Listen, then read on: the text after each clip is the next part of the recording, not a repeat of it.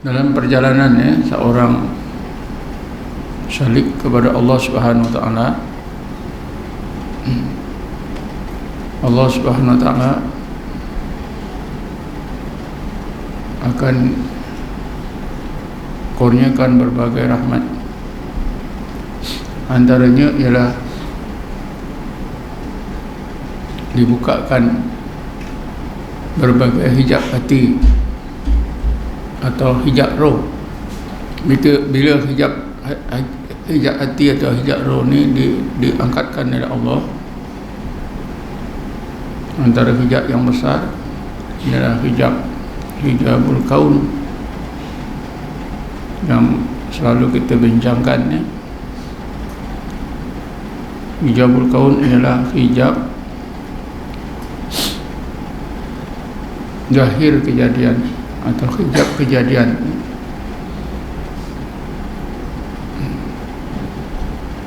Maksudnya apabila kita nampak kejadian-kejadian Allah dengan mata kepala kita, maka Allah hilang. Allah tak nampak, Allah lenyap, Allah ghaib, Allah jauh, dan bahasa-bahasa yang seumpamalah. Kerana itu puncaknya ialah adanya manusia yang tak percaya pada wujudnya Tuhan. Kerana kalau Tuhan tu ada, mesti dilihat, dapat dilihat oleh mata kepala. Ini kan hijab yang besar. Orang Bani Israel pun diceritakan oleh Allah dalam Quran bahawa mereka tak mahu beriman kepada Nabi Musa sehingga mereka nampak Allah terang-terang dengan mata kepala. Bismillahirrahmanirrahim. Lan nu'mina laka hatta narallaha jahratan. Kami Bani Israel tak akan beriman kepada engkau ya Musa sehingga kami nampak Allah dengan mata kepala kami jahratan, terang-terang. Jadi hijabul kaun ialah semua kejadian menghijab hati kita. Macam mana dikatakan menghijab? Kerana bila kita nampak kejadian-kejadian Allah, maka dengan sendirinya ya, akal kita tidak dapat menerima wujudnya Allah. Hati kita pun begitu juga, tak boleh menerima wujudnya Allah Subhanahu wa taala.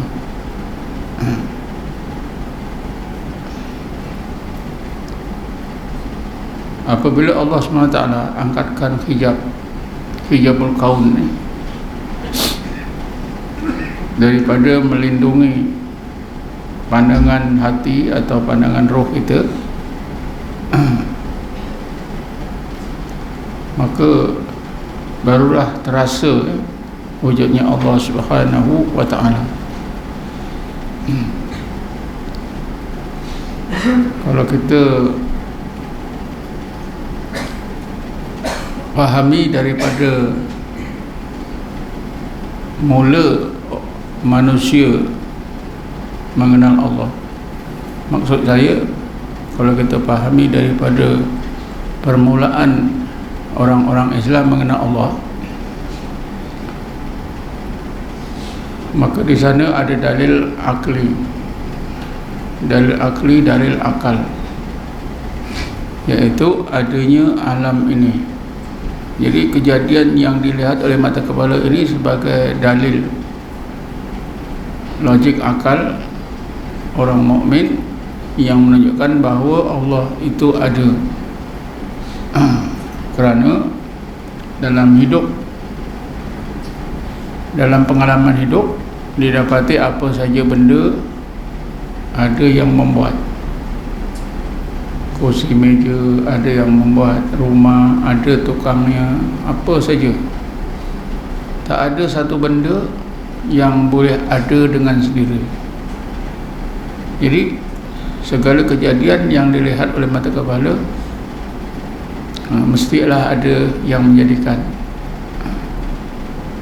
Jadi ini berarti tuan-tuan, pandangan mata kepala terhadap kejadian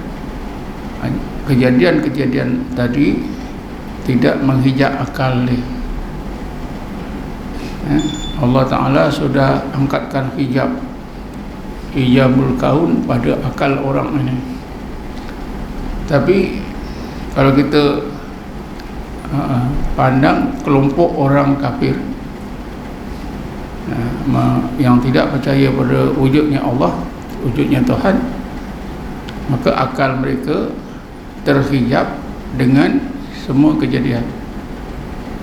Bagi kita orang Islam yang percaya pada akal, berdalilkan dalil akli, Allah SWT sudah angkatkan sebahagian hijabul kaun tadi daripada menghijab akal. Tapi bila dari angkatkan hijab akal ni tuan-tuan,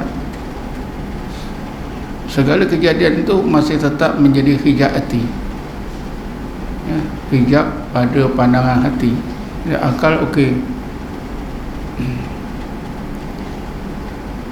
Macam kita lah ya, hijab akal tu dah insya-Allah sudah diangkat oleh Allah. Bila kita tengok semua kejadian, maka akal kita menerimalah semua ini Allah yang menjadikan.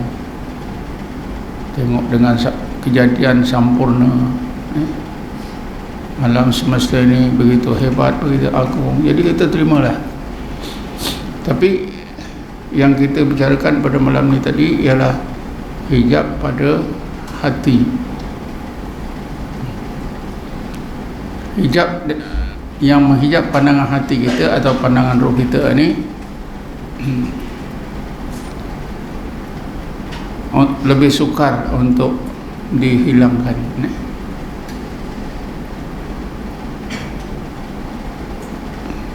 Hanya apabila kita betul-betul mau mengenalnya, bersungguh-sungguh, berzikir, beruzlah, bersolok, barulah Allah Ta'ala nanti akan hilangkan hijabul kaun. Dia diangkat hijabul kaun, maka pandangan hati, pandangan roh itu tajam dan tembus. Sehingga dapat menembusi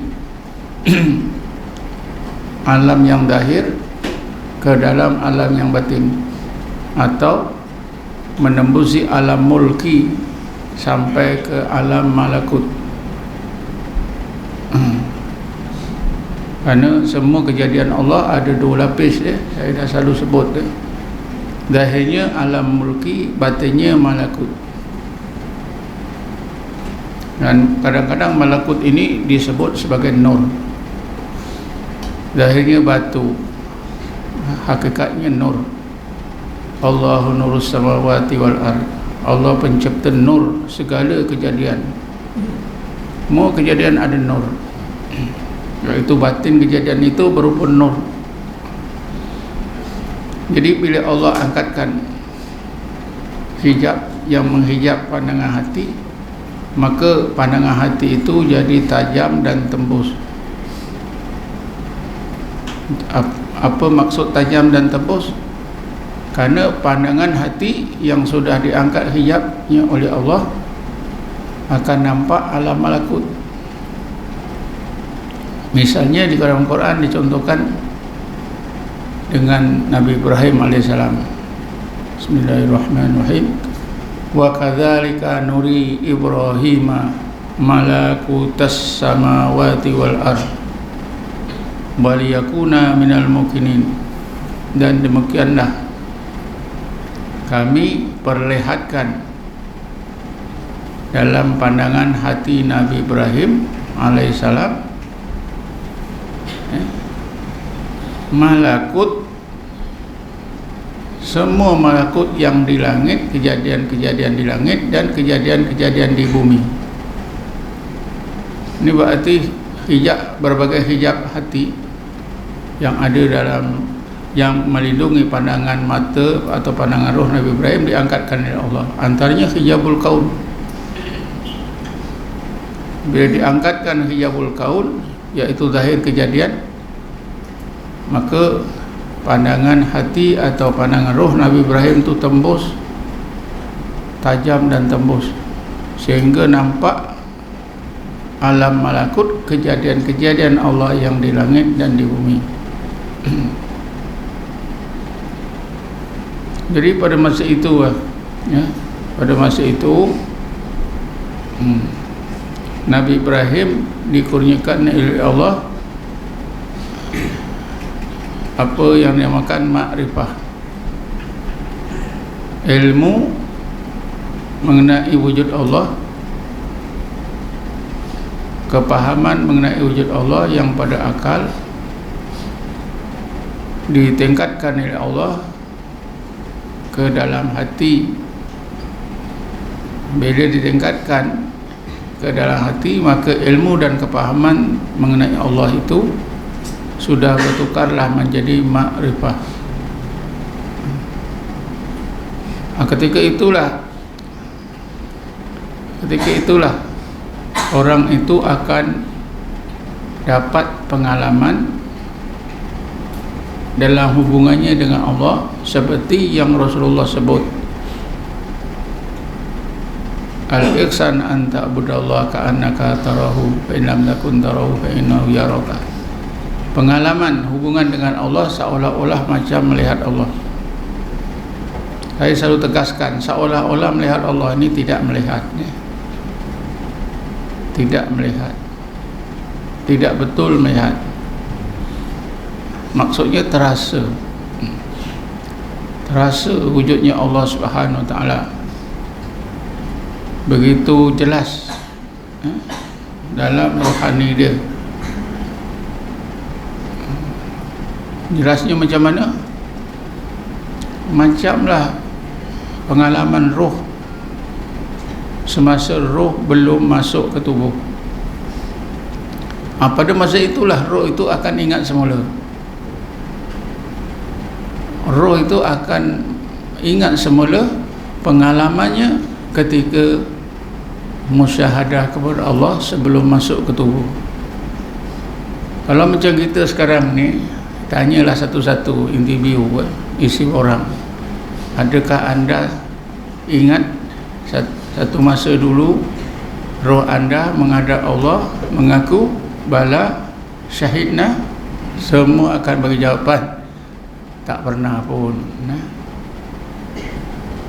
Tapi apabila seseorang itu diangkatkan hijab oleh Allah seperti yang saya ceritakan tadi, hijab hati diangkatkan oleh Allah, hijabul kaum, ya, dia akan mengalami dalam hubungannya dengan Allah seperti yang disebut oleh Nabi, seolah-olah memandang Allah. Ketika itulah pengalaman roh sebelum masuk ke tubuh, musyahadah kepada Allah itu baru dirasa balik betul ada. Kalau tidak, sampailah kita mati, kita akan menafikan tak pernah pun. Tidak pernah.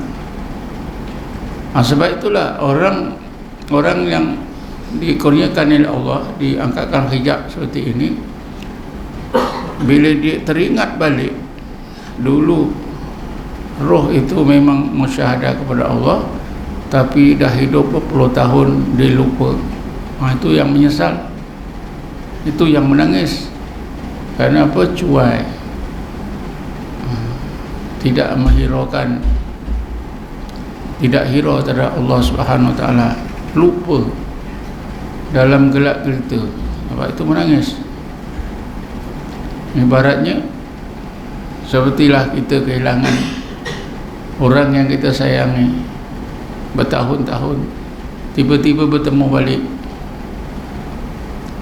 Saya fikir tak ada manusia keras hati macam mana pun dia tak menangis. Macam mana pun kerasnya hati manusia itu, bila dia bertemu balik orang yang disayang, saya yakin dia mesti menangis. Apa sebab menangis? Macam-macam lah. Menyesal lah, kerana kecuaian lah.